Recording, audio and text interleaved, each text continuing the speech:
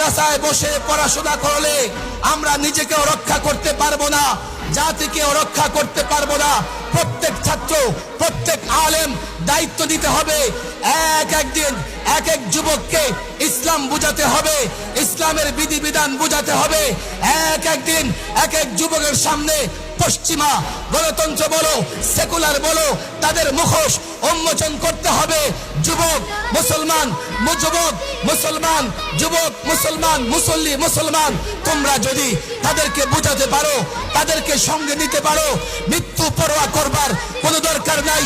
মৃত্যু আসলে মৃত্যু আসবে, যুবককে সঙ্গে নাও, মুসল্লিকে সঙ্গে নাও, তোমার আত্মীয় স্বজন তাদেরকে বুঝিয়ে সঙ্গ নাও, কাফেলা তৈরি করো, ঐক্যবদ্ধ হও।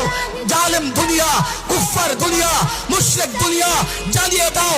আমরা এক ঐক্যবদ্ধ ক্ষমতার কারণে লড়াই করি না, আমরা মানবাধিকার প্রতিষ্ঠার জন্য লড়াই করব। যারা ভুয়া মরিচিকা দেখিয়ে মানবাধিকারের কথা বলে আমাদের উপর আগ্রাসন চালাবে, আল্লাহর কসম দেহের সর্বশেষ